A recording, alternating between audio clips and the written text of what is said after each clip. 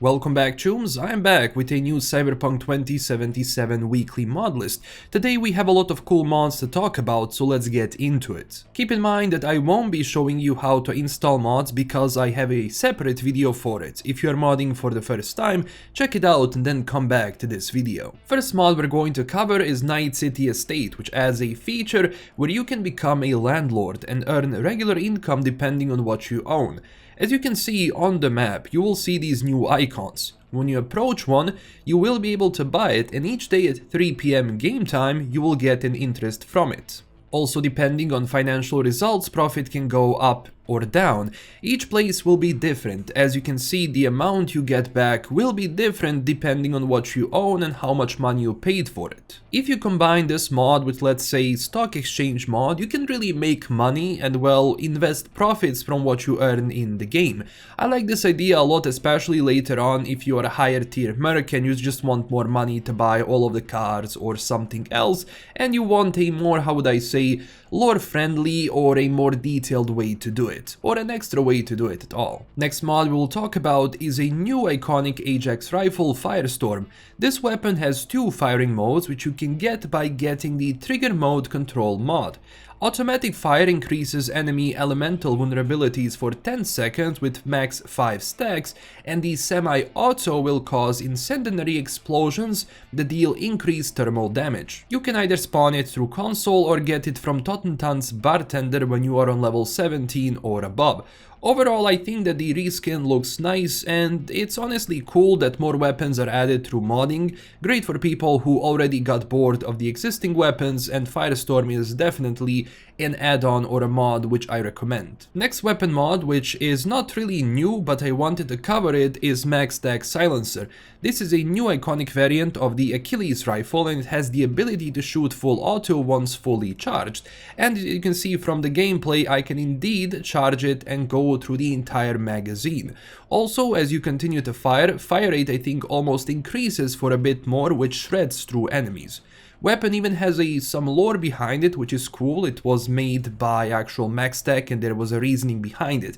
You can buy it from the city center weapons vendor or add it through the console code as always. Besides weapons, modders started adding more and more custom cyberware, so today I wanted to cover extra hand cyberware, which gives you 3 new options, one for power weapons, smart weapons and tech weapons. First one being ambush compiler, which is great if you are using power weapons and you invested a lot of points into cool.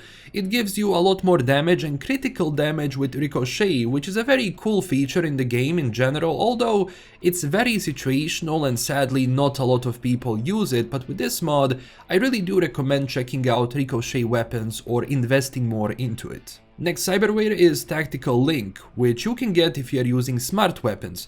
Being its intelligence attuned, I think this is a very nice complementary cyberware if you are a netrunner who is also using smart weapons, especially because it can do a lot of stuns and incaps, which makes you go through the enemies a lot faster and easier. And the last cyberware is External Capacitor, which is attuned for tech abilities, and if you are using a tech weapon, this will increase your charge speed and impact on enemies. Maybe if you combine this with Tac Silencer Weapon Mod, it can be really fun.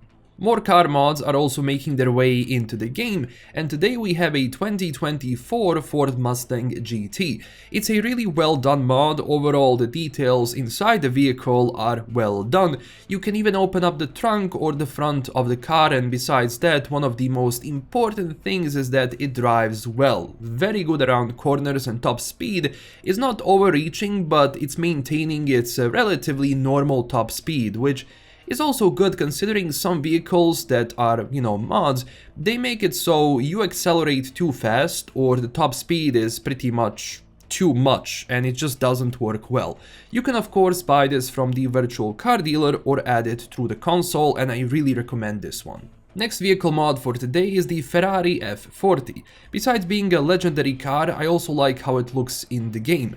Just like it was with Mustang, you can open up the back to expose the engine. Inside of the vehicle along with the outside metal gives it a very high quality look. And besides that, it drives really well overall. With this mod, I also recommend the Gripped Up mod, which is going to fine-tune how cars work and behave in general when it comes to torque, when it comes to going around various, turns and actually trying to control how the vehicle is going to perform within the game. I know some of these vehicles are lore-breaking, but to be honest, it feels nice to drive this from time to time, especially if you get bored of the existing vehicles in the game. Now with 2.11, CDPR also added a crystal coat tech for Rayfield vehicles, but with this mod you can also enable it for Arch Nazare bike. Just use it like you would with, a Rayfield vehicle. Sit in it and hold the crystal coat button, which is usually Y or Z on your keyboard depending on the layout. Pretty cool stuff considering you can play around with different colors to make a bike really suit you, and in general Nazare is a pretty good bike to drive regardless. Now speaking of bikes, we have not one but 3 new modded bikes which I think are very cool and lore friendly, so let's get through them. First bike on the list is Cephalorhynchus, which is an animal that looks very similar to the colors of the bike, which is a very nice detail and idea behind it. It has the full white across the top and black on the bottom with a nice transition in between. Quality of the materials is amazing and the bike drives incredibly well, but to be honest, all 3 bikes drive great. Driving this from first person is also cool because it gives you a very nice visibility overall. Next bike is Oblivion, all white with these bumpers on the sides. I'm not sure if this is inspired by something I probably don't know or don't remember. Besides that, it features a bigger tires as well as a nice overall look once you drive with white LEDs coming from the wheels. You can also combine this with various other, let's say, transmog options or depending the character you're gonna be playing with. And just like the first bike, it's a joy to drive around. And the last and probably one of the coolest ones is Oni. This almost reminds me of Oppressor Mark II if you play the GTA Online. It's more like a jet bike rather than having the wheels visible and a very cool Oni mask in the front. Driving this is not a problem because, well, it's still on a bike rig, and even though you just don't see the wheels, they're pretty much there. You can turn very normally because, as I said, it still behaves in the same way. I actually like this bike with the look I have for this V, so definitely a must download this one.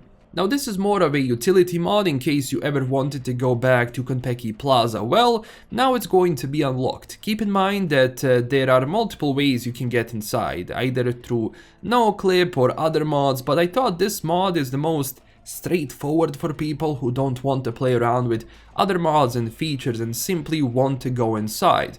Again, you can explore all of it, but of course for anything more detailed exploration wise you need to have no clip or teleport. Next mod is about reimagining or giving alternate look to a very famous fixer, and that's Regina Jones. In case you got tired of the same look, well, you can overhaul it with this. In case you don't like the clothing, you can also download an optional mod which keeps the redesign but leaves the vanilla clothing option. For me, this looks absolutely nice, and in case you want to do a new playthrough and you want different characters or redesigned ones, definitely check this one out.